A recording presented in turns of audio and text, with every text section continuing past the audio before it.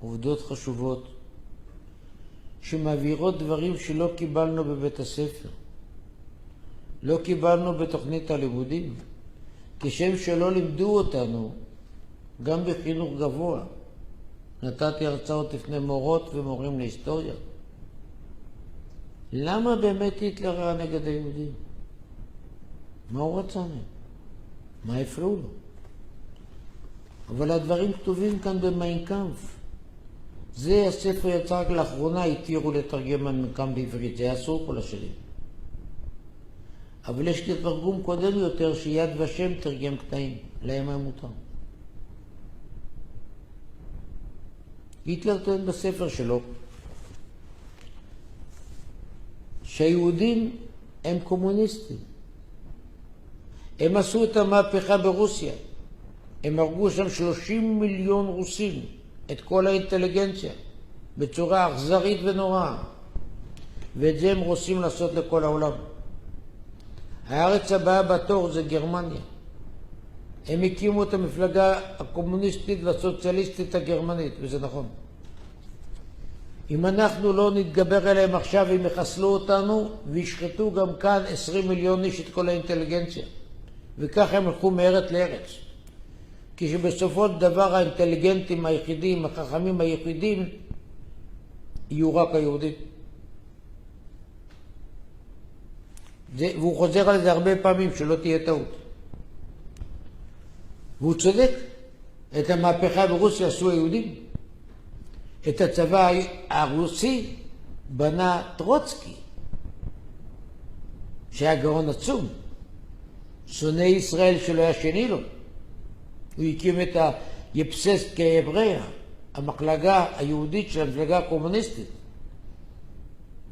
שחבריה הלשינו את האבא ואת האמא, את האח ואת הבן. מי שיש לו סידור או אפילו ספר ללימוד עברית, אני כבר לא מדבר על תפילין ומקווה, את הכל הוא הרס, גם אצל היהודים, אבל ודאי אצל הרוסים. בתמונה של פוליט ביורו הראשון, זה כמו הממשלה ברוסיה, מתוך 13 חברים, 6 יהודים. מי הקים את הקג"ב? לפני כן קראו לו אין כבודה. יהודים. אם כן, הדברים טובים מפורש.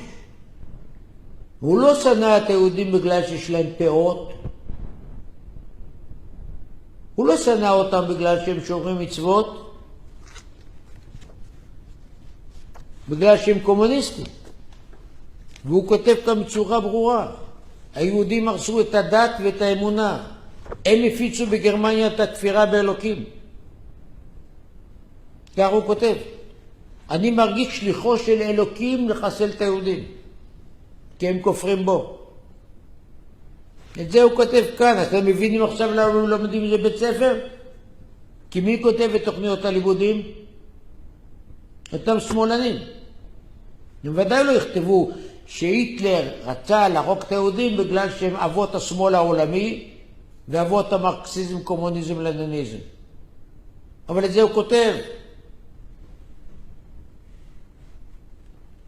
הרסו את כל הערכים, הרעילו את כל הספרות והתיאטרון. מי זה אותם? יהודים שומרי תורה ומצוות הרעילו את התיאטרון הגרמני? מתוך 9 עיתונים גדולים בגרמניה, 7 היו של יהודים.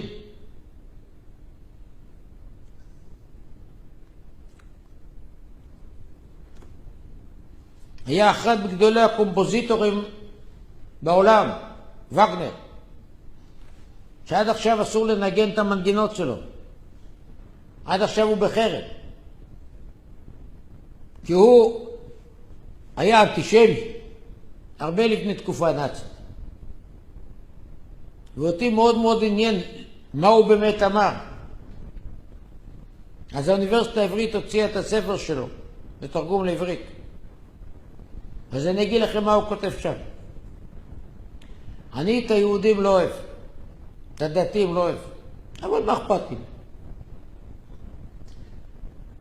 את היהודים שעזבו את התורה ואת המצוות ונראים כמו גויים, אני שונא. כי הם נכנסים לנו בתוך החברה ועושים לנו את התרבות ואת השירה ואת ההוויה הגרמנית. את אלה שהתנצרו, אני רואה בהם גיס חמישי. גיס חמישי שעתיד להרוס את כל האומה הגרמנית. אם אנחנו לא נתגונן מהם, מעכשיו הם גמרו עלינו, כי הם מחופשים לגרמנים, אבל הם לא גרמנים. הם יהודים נשארו גרמנים. אז אתם מבינים למה אסרו כאן לנגן אותו וללמד את מה שהוא אומר? בדיוק כמו שכאן כולם שונאים את חוקי נירנברג בלי שהם לא יודעים מה זה. יובר! נירנברג אמר שליהודי אסור להתחתן גויה, אז בטח שמי שמלמד כאן בכל בתי הספר זה גזענות. להגיד שיהודי שונה מגוי זה גזענות כאן במדינה הזאת לצערי.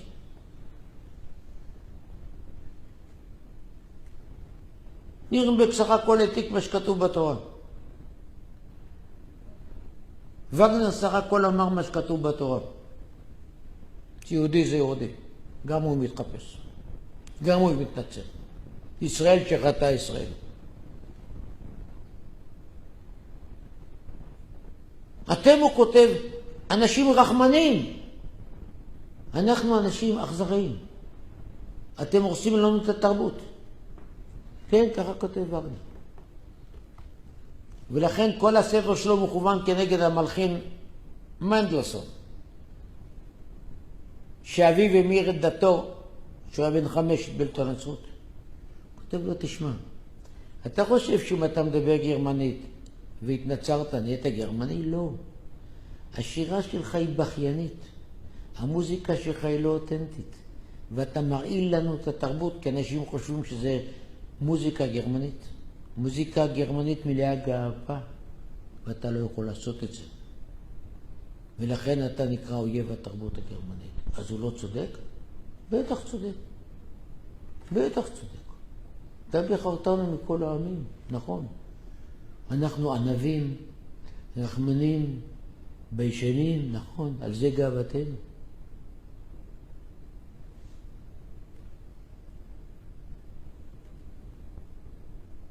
אז תבינו שהדברים לא קרו סתם. לא במקרה היו. התראות לא חסרו. בחטאינו גלינו מארצנו. וברוך השם חזרנו. וצריכים להיזהר לא לחזור על אותם טעויות. ולחזור ולהתבולל כאן. ולתת לגיטימציה כאן לאותו רגש נחיתות מפני הגויים. והרצון להידמות להם. באנו לעולם כדי להיות שונים. נוצרנו בעולם כדי להיות יהודים.